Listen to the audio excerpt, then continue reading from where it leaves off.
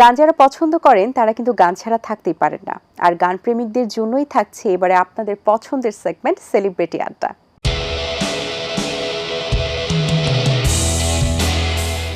এবং আজকের এই সেলিব্রিটি আড্ডাতে আমাদের মাঝে উপস্থিত রয়েছেন আপনারা আমার সকলের পছন্দের এবং গুণী সঙ্গীত শিল্পী ঝুমুর সিদ্দিকী।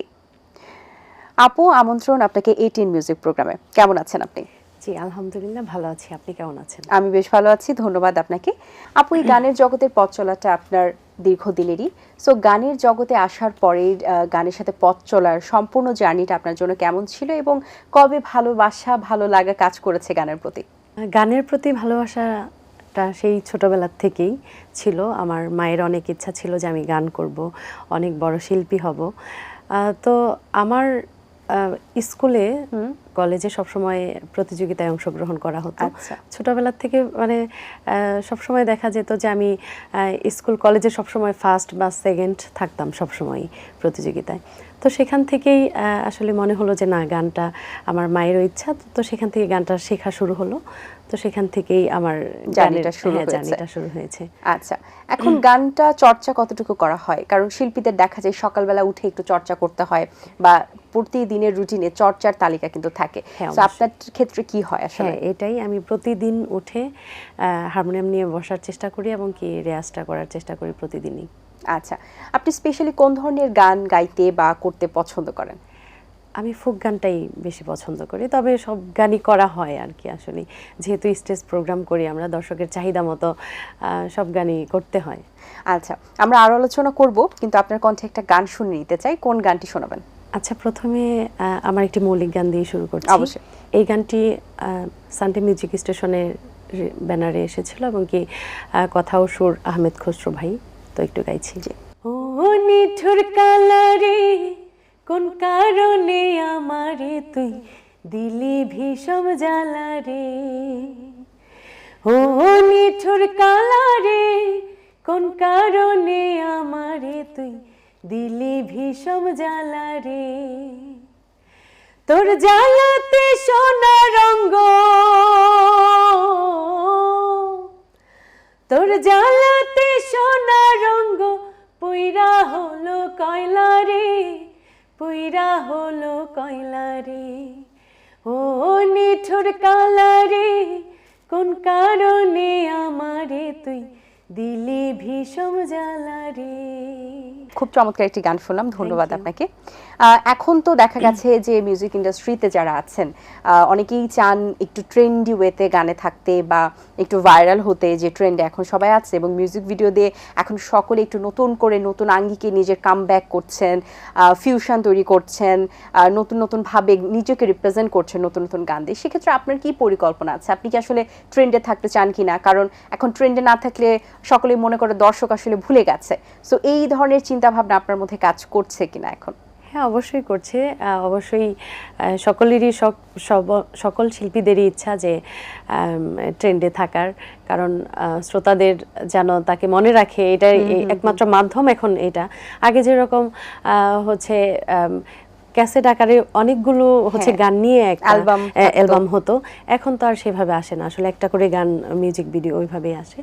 তো আমারও ওরকমই ইচ্ছা যে ভালো কিছু গান হবে, দর্শকদের মনের মতো গান উপহার দেওয়ার। তো এরকমই চিন্তা ভাবনা আছে। আচ্ছা, আপনার তো মৌলিক গানের সংখ্যা রয়েছে বেশ কয়েকটি, সো সেগুলো সম্পর্কে একটু জানতে চাই। তার মধ্যে দর্শক জনপ্রিয়তা পেয়েছে কোনগুলো, বা কোন গানটি বেশ দর্শকরা পছন্দ করেছেন? কিছুক্ষণ আগেই যে গানটা করলাম, এই গানটা বেশ ভালো সাড়া পেয়েছি। হ্যাঁ, গানটা তো চলছে এখনো, তো আশা রাখছি আরো ভালো হবে।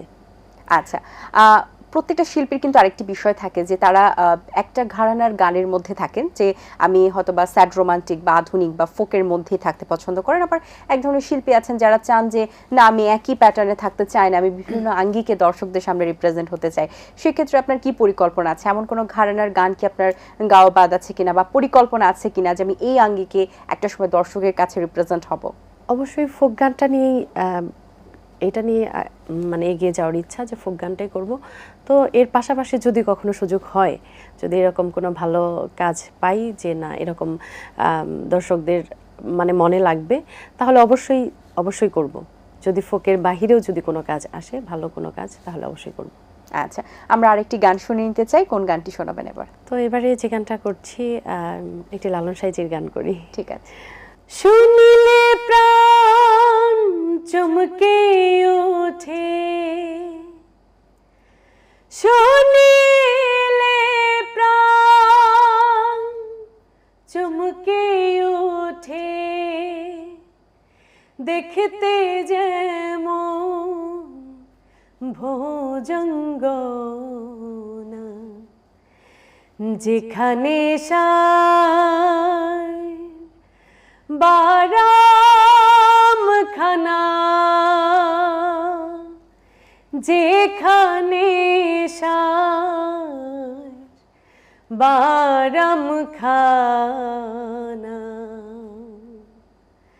শুনিলে প্রাণ চমকে ওঠে, শুনিলে প্রাণ চমকে ওঠে, দেখতে যেমন ভোজঙ্গনা,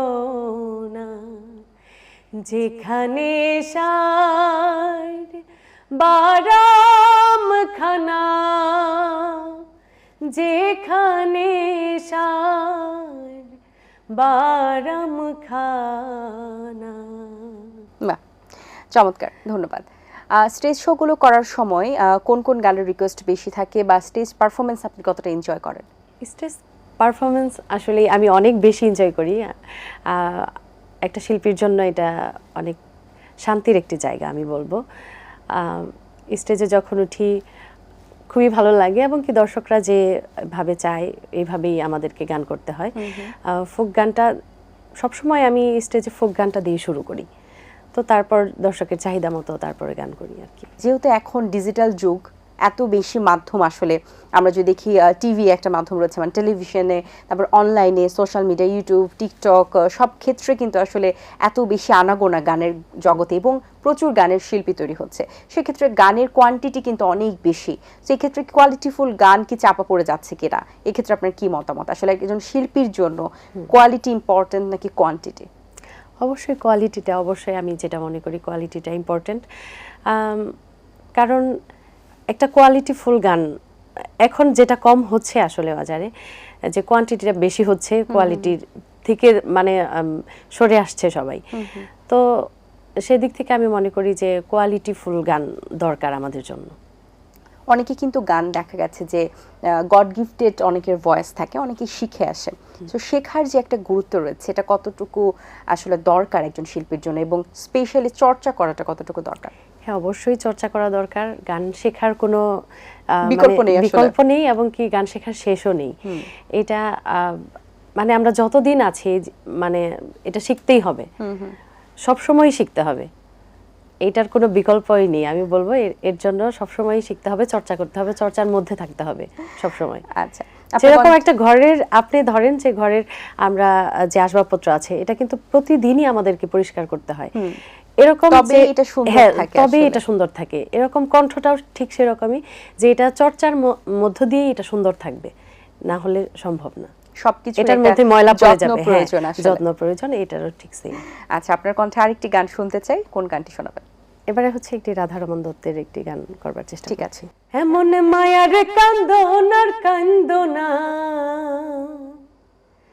রাই বিনোদিনী, রাই বিনোদিনী,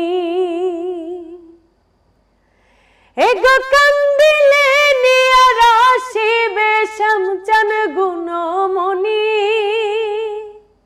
রাই বিনোদিনী, এমন মায়ার কান্দনার কান্দনা, রাই বিনোদিনী, রাই বিনোদিনী। বাহ, চমৎকার।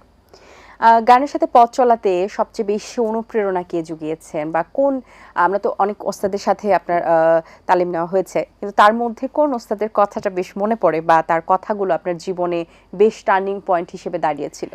আসলে গানের অনুপ্রেরণাটা তো আমার মা, কিন্তু এর পরের থেকে যে সবসময় এই পর্যন্ত ঝুমুর সিদ্দিকী, আমি এর পেছনে যার অবদান সব থেকে বেশি সে হচ্ছে আমার হাজব্যান্ড লালন সিদ্দিকী। কারণ ও এর পরের থেকেই মানে আমার মা শুধু স্বপ্নটাই দেখেছিল যে গান, আমার মেয়ে বড় শিল্পী হবে বা গান করবে, কিন্তু এর পেছনে আমার সাথে থাকা, আমার এই জার্নিটার লম্বা জার্নিটার পেছনে যার অবদান সব থেকে বেশি সে হচ্ছে ও। ওর কারণে আজকে আমার এখানে আসা, এখানে বসা এবং কি এই প্রোগ্রামে গান করা, সব কিছুই আমি বলবো যে ওর, এবং কি ওই হচ্ছে আমার প্রথম উস্তাদ, ওর কাছে এখনো শিখছি, তো ভবিষ্যতে ওর কাছেই মানে শিখতে চাই। আর ও সবসময় দিক নির্দেশনা দিয়ে থাকে সব কিছুর ক্ষেত্রেই আর কি। বাহ, এবার একটু আপনার আপকামিং যে প্রজেক্ট সেটা নিয়ে কথা বলতে চাই। শ্রদ্ধেয় মান্নান মোহাম্মদ গুরুজির কাছে আপনি সান্নিধ্য পেয়েছেন এবং তার একটি প্রোগ্রামে এবং তার একটি প্রজেক্টে আপনি কাজ করছেন, যে প্রোগ্রামটা আপকামিং রয়েছে, দর্শকরা খুব শিগগিরই সেটা দেখতে পারবেন। সেখানে কাজ করার অভিজ্ঞতা কেমন এবং এখানে কি কি ঘরানার গান থাকছে এবং সম্পূর্ণ মানে মূল আসলে প্রজেক্টটার একটু ভিত্তি সম্পর্কে জানতে চাই। এটা প্রথমেই বলবো যে আমার অনেক বড় সৌভাগ্য হয়েছে যে মান্নান মোহাম্মদ স্যারের সাথে কাজ করার। উনি এমন একজন মানুষ যে উনি আছে আমাদেরকে, মানে আমাকে মানে হাতে কলমে দেখিয়ে যে না এরকম, এভাবে আমি আসলে এরকম গাইডলাইন আমি এই পর্যন্ত কখনো পাইনি। তো আমার অনেক বড় সৌভাগ্য মান্নান মোহাম্মদ স্যারের সান্নিধ্যে আসতে পেরেছি। নিখুঁতভাবে ধরে একদম কেমন করে মানে একদম মানে এত সুন্দর করে মানে গানটাকে উঠিয়ে দেওয়া গলা কণ্ঠে, তো এটা ওনার অনেক বড় একটি গুণ। স্যারের প্রতি অনেক অনেক শ্রদ্ধা, ভালোবাসা। আমি আবারও বলবো যে এই প্রজেক্টটা অনেক অনেক ভালো কিছু আসতে চলেছে, তো দর্শকরা অনেক ভালো কিছু দেখতে পারবে এই প্রোগ্রামের মাধ্যমে। খুব শীঘ্রই আসছে গানগুলো। আমি হচ্ছে ফোক গানগুলোই করছি এখানে, ফোক ঘরানার গানগুলোই, এবং কি গানের কথা, সুর এবং মিউজিক কম্পোজিশন করেছেন সানি মোহাম্মদ। তো ওনার কম্পোজিশনের কথা আর কি বলবো, একদম এত মানে এত সুন্দর, গানগুলো শুনলেই খুব ভালো লাগবে অবশ্যই দর্শকদের। এবং এই এত সুন্দর প্রজেক্টটা কিন্তু এটিএন বাংলাতেই হচ্ছে, এবং এটিএন বাংলার সাথে কাজ করার অভিজ্ঞতা আপনার কেমন? খুব ভালো। এটিএন বাংলার এর আগেও আমি কয়েকটা প্রোগ্রামে এসেছি। এটিএন বাংলার সব কিছু মিলিয়ে আমার এটিএন বাংলাতে মনে হয় যে না আমার নিজের একটি জায়গা, নিজের পছন্দের একটি জায়গা, খুবই ভালো লাগে এটিএন বাংলাতে আসতে পারি। তো এই প্রোগ্রামটা এটিএন বাংলা ফোক ক্লাব, এখানেই আমার 4টা গান আসতে চলেছে। আচ্ছা, এবং এটা আপনার জন্য আমার মনে হয় লাইফে একটা বড় অপরচুনিটি এবং আপনার লাইফে টার্নিং পয়েন্টের জন্য আসলে খুব ভালোভাবে কাজ করবে। আচ্ছা, সো গান নিয়ে ভবিষ্যৎ কি পরিকল্পনা রয়েছে? আর আপনার যেহেতু প্রজেক্ট নিয়ে আমরা শুনছিলাম, এছাড়া অনেক শিল্পী হয় যে চান তার জীবনে এমন কিছু কাজ তিনি রেখে যেতে চান বা এমন কিছু গান তিনি রেখে যেতে চান যে গানগুলো দর্শক শ্রোতা সারা জীবন মনে রাখবেন। সো সেরকম গান তো আসলে শিল্পীরা তো প্রত্যেকটা গানই সন্তানের মতো করেই তারা আসলে ভালোবাসার জায়গা থেকে গান, কিন্তু তারপরে কিছু স্পেসিফিক গান থাকে বা সেই গানের সন্ধান থাকে যে আমি এই গানটার প্রত্যাশায় রয়েছি। পরিকল্পনা কি? প্রত্যেকটা শিল্পীরই এইটাই স্বপ্ন থাকে যে গানের মাধ্যমে সে সারা জীবন বেঁচে থাকবে। তো আমারও সেই চিন্তা ভাবনাই যে এরকম ভালো কাজ করে যেতে চাই যাতে মানুষ মনে রাখে। জি আপু, অসংখ্য ধন্যবাদ আপনাকে। চমৎকার একটি আড্ডা হয়েছে, সুন্দর কিছু গান শুনিয়েছেন। অনেক শুভকামনা রইল আপনার জন্য, ভালো থাকবেন সব সময় এবং আপনার আপকামিং প্রজেক্টের জন্য অনেক অনেক শুভকামনা। অনেক ধন্যবাদ আপু আপনাকেও। দর্শক, আজ এই পর্যন্তই ছিল। সুন্দর কিছু গান দিয়ে শেষ করছি আমাদের আজকের এটিএন মিউজিক অনুষ্ঠান। আজ এই পর্যন্তই, দেখা হবে আগামী পর্বে নতুন কোনো অতিথির সাথে, নতুন কোনো সঙ্গীত শিল্পীর সাথে। সেই পর্যন্ত ভালো থাকবেন, সুস্থ থাকবেন এবং এটিএন বাংলার সাথেই থাকবেন। সকলকে আল্লাহ হাফেজ।